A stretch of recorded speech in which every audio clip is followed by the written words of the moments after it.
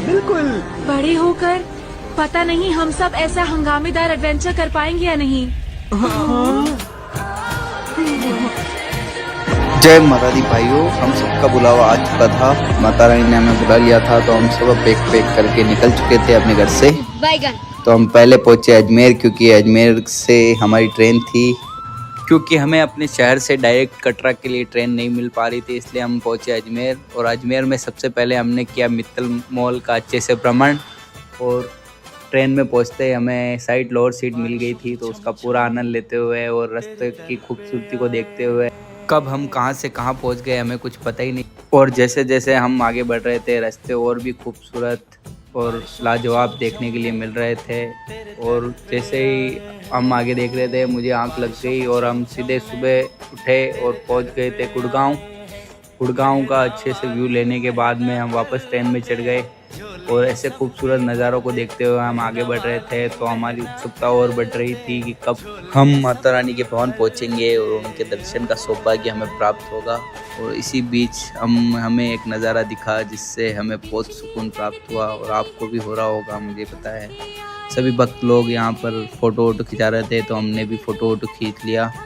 और स्टेशन पर उतर के सभी लोगों ने मस्ती की और सभी लोग जयकारे से गूंज उठे। खाने के लिए आप लोगों को अनाज मिलता रहेगा।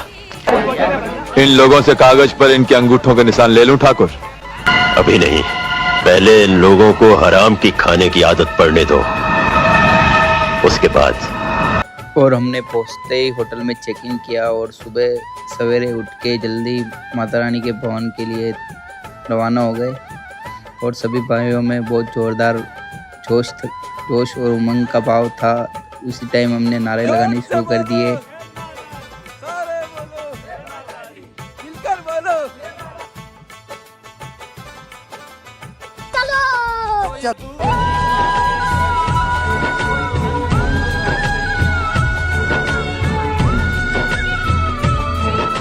वहां जाने के दो रास्ते थे, एक आसान रास्ता, एक मौत का रास्ता।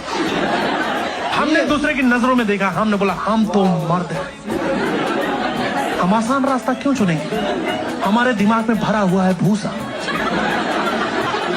हमें करने होगा भूसे का पूरा इस्तेमाल।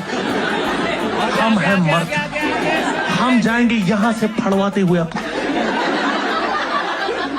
दोनों मर्दों ने चलना शुरू किया। आधे घंटे तक, जब तक रास्ता एकदम सही सीधा सपाट था, हमारी दोस्ती बहुत अच्छी चली।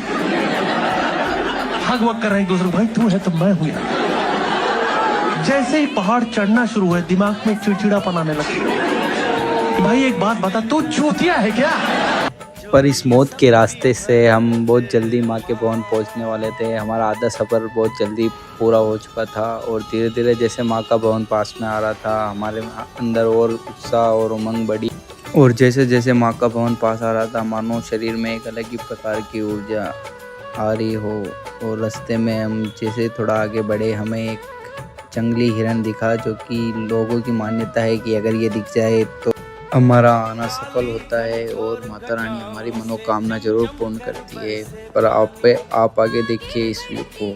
जैसे ही हम आगे बढ़े, हमें कुछ ऐसा नज़ारा दिखा जो कि दिल को छूने वाला और थकान को दूर करने वाला व्यू था।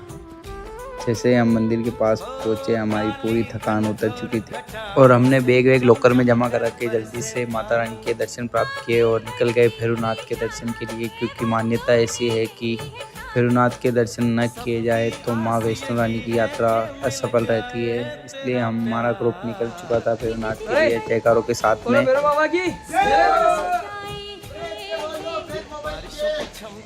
और भैरव घाटी से भवन का क्या ही नज़ारा देखने को मिला, जो कि दिल को सुकून देने वाला था। और हम वापस माता रानी से नीचे कटरा पहुंचने के लिए रवाना हो गए और रास्ते में कुछ ऐसा व्यू मिला, सनसेट हो रहा था और एक क्या ही नज़ारा था। अर्धकुंवारी से कटरा सिटी का व्यू मानो कि तारे ज़मीन पर आ चुके हों। और जैसे जैसे हम नीचे पहुंच रहे थे तो व्यू और भी खतरनाक हो रहा था, और इस व्यू को मैं शब्दों में बयां नहीं कर पा रहा हूं। और जैसे ही हम नीचे पहुंचे तो ठंड भी बहुत पड़ चुकी थी, तो हमने चाय वाय पी और वहीं पे आग जला के कुछ देर अपने आप को गर्म किया। आज के लिए फिलहाल इतना ही, खत्म। Bye bye, tata, good bye.